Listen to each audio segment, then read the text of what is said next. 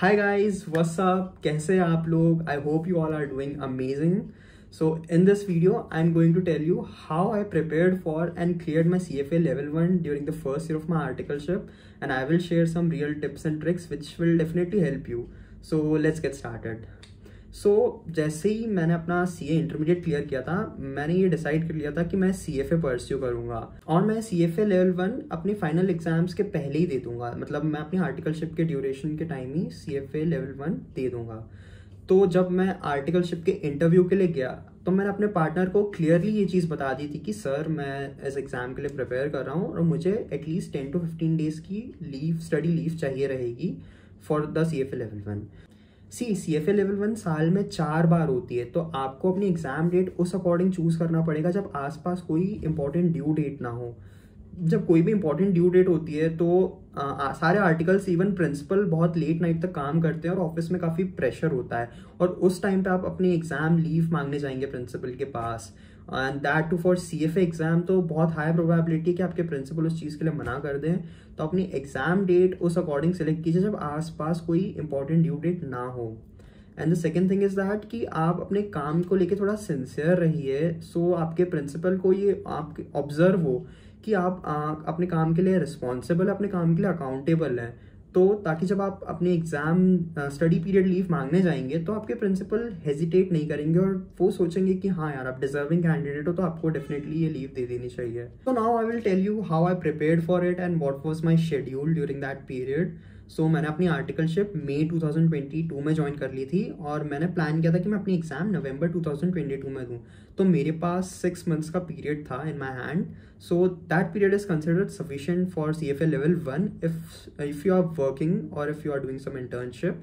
Since मेरे पास सिर्फ 6 मंथ्स का ही टाइम था तो मैंने सोचा कि मैं अभी CA फाइनल की कोई भी क्लासेस नहीं लेता हूँ। अभी सिर्फ मैं CFA लेवल 1 पे पूरी तरीके से फोकस करता हूँ और 6 मंथ्स जब एग्जाम में दे दूंगा उसके बाद फिर मैं CA फाइनल के साथ प्रोसीड करूंगा। What I would really suggest you guys is to take the AFM subject during the first year along with CFA level 1. तो since AFM और CFA level 1 they both are correlated with each other. बहुत सारे ऐसे topics हैं जैसे equity valuation, bond valuation, portfolio management और बहुत सारे ऐसे टॉपिक्स हैं जो आपको AFM में भी मिलेंगे, CFA लेवल 1 में भी मिलेंगे। तो आप अगर ये दोनों साथ में पढ़ते हैं तो आपको दोनों से काफ़ी म्यूचुअल बेनिफिट मिलेगा और दोनों काफ़ी अच्छे से प्रिपेयर कर लेंगे विदाउट एनी एडिशनल लोड। तो मैं आपको सजेस्ट करूंगा कि आप AFM भी ले लीजिए along with CFA level 1 preparation. तो आपका CA फाइनल का भी एक सब्जेक्ट हो जाएगा फिनिश और आपको कुछ एडिशनल बहुत ज़्यादा एफर्ट्स नहीं लगाने पड़ेंगे उसको कंप्लीट करने में और काफ़ी स्मूथली और अच्छे से दोनों चीज़ें मैनेज हो जाएंगी।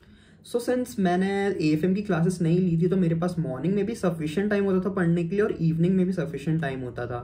तो मैंने एम किया था कि मैं daily 2 to 3 hours I try to study for it consistently. But since होता क्या है कि फर्स्ट ईयर ऑफ आर्टिकलशिप है, you know it is considered as honeymoon period for CA students. तो during that time you obviously make new friends, आप office colleagues के साथ बाहर जाते हैं, हैंग आउट करते हैं, आप पार्टीज करते हैं और बहुत सारी चीज़ें एक्सप्लोर करते हैं। आप यंग होते हैं, CA इंटरमीडिएट क्लियर करके आए, इतनी पढ़ाई करके आए, तो ऑब्वियसली आप बहुत सारी नई चीज़ें एक्सप्लोर करते हैं। तो हुआ ये कि मैं बहुत कॉम्प्लिसेंट बन गया था ड्यूरिंग दैट पीरियड और मैं कंसिस्टेंटली नहीं पढ़ पा रहा था। तो किसी दिन मैंने 2-3 घंटा पढ़ लिया, फिर 2 या 3 दिन का गैप हो गया, फिर मैंने किसी दिन 2-3 घंटा पढ़ लिया, ऐसा। तो इस वजह से बहुत ज़्यादा कंसिस्टेंसी नहीं बन पा रही थी। और फिर होता यह है कि मैं नया आर्टिकल था, it was my first year of articleship, तो बहुत सारी नए काम, बहुत सारी चीज़ें मैं सीख रहा था और फिर बहुत सारी ड्यू डेट्स आ रही थी, जैसे ITR ड्यू डेट आ गई, फिर टैक्स ऑडिट की ड्यू डेट आ गई, तो आपको ऑफिस में लेट नाइट तक बैठना पड़ता है। तो उस वजह से मेरी पढ़ाई में बिल्कुल भी कंसिस्टेंसी नहीं बन पा रही थी। मैं किसी दिन तो पढ़ रहा था, किसी दिन नहीं पढ़ रहा था। तो फिर जब अक्टूबर आता है, since my exam was in November और अक्टूबर के टाइम पे मेरी फर्स्ट रीडिंग भी कंप्लीट नहीं हुई थी। मैंने बहुत ही कम क्वेश्चंस प्रैक्टिस किए थे और रिविजन्स तो छोड़िए, फर्स्ट रीडिंग पे कंप्लीट नहीं हुई थी। तो मैंने सोचा कि नवंबर में एग्जाम है 1 महीने बाद और मैं इतनी कम प्रिपरेशन में दूंगा तो दैट मेक्स नो सेंस। तो फिर मैंने सोचा कि it makes no sense to give exam in November with half preparations. तो इंस्टेंट मैंने अपना अटेम्प्ट डेफर कर दिया था to February 2023। So since November onwards, I had roughly 2.5 to 3 months. During that period, I studied consistently for 3 to 4 hours per day. और फिर मैंने काफ़ी अच्छे से प्रिपरेशन करके काफ़ी सारे क्वेश्चंस की प्रैक्टिस करके फाइनली फरवरी 2023 में एग्जाम दिया था and I cleared it. Now I will tell you how I prepared for it. So since मैं CA इंटरमीडिएट क्लियर करके आया था तो मुझे अकाउंटिंग कॉन्सेप्ट्स का और फाइनेंशियल मैनेजमेंट का एक डिसेंट नॉलेज था और मेरे बेसिक्स क्लियर थे। तो मैंने सोचा कि मैं क्लासेस लेने की जगह मैं सेल्फ स्टडी करता हूँ। So it was pretty manageable for me. I did self study for it. So there are 10 topics in CFA level 1 और इट इज़ हाईली रिकमेंडेड कि आप CFA इंस्टीट्यूट की जो ऑफिशियल मॉड्यूल्स हैं आप उनसे प्रिपेयर कीजिए। बट सिंस उनकी वॉल्यूम काफ़ी थिक है and there is a very high probability कि आप पढ़ते पढ़ते कंफ्यूज हो जाएंगे। सो जो बहुत सारे लोग करते हैं, मैंने भी वही किया। मैंने लेवल 1 के लिए श्वेजर नोट से प्रिपेयर किया। तो मैंने श्वेजर नोट्स की रीडिंग की, बट प्लेन रीडिंग करने से कुछ नहीं होगा क्योंकि आपको एग्जाम में प्रैक्टिकल क्वेश्चंस आएंगे। सिर्फ प्लेन रीडिंग से कुछ होने नहीं वाला है। तो जब भी आप अपनी एग्जाम के लिए रजिस्टर करेंगे आपको CFA पोर्टल का एक्सेस मिल जाएगा। तो उस पोर्टल पे 1000+ प्रैक्टिस क्वेश्चंस हैं, MCQ क्वेश्चंस जो आप प्रैक्टिस कर सकते हैं। तो मैंने यही किया था। मैंने श्वेजर नोट्स की थॉरो रीडिंग करी, सारे कॉन्सेप्ट्स को बहुत अच्छे से समझा और उसके बाद CFA पोर्टल पे जो 1000+ प्रैक्टिस क्वेश्चंस हैं मैंने उनकी प्रैक्टिस करी। ऑल्सो CFA पोर्टल पे 2 official full length mock test हैं जो आई वुड रिकमेंड कि आप मेन एग्जाम देने से पहले वो 2 मॉक टेस्ट अटेम्प्ट करके जाइए। और वो मॉक टेस्ट आप मेन एग्जाम के थोड़ा सा पहले प्रिपेयर कीजिए ताकि आपके पास एक सफिशिएंट विंडो हो टू नो योर मिस्टेक्स। आप क्या क्या गलतियां कर रहे हैं, आपको कहाँ करेक्शन चाहिए, आप क्या क्या चीज़ें भूल रहे हैं। सो मैंने भी मॉक टेस्ट दिया था एग्जाम के पहले एंड मुझे पता चल गया था कि मेरी वीकनेसेस कहाँ है, मैं कहाँ कहाँ गलतियाँ कर रहा हूँ and I accordingly corrected them before my exams and then I finally give my exam.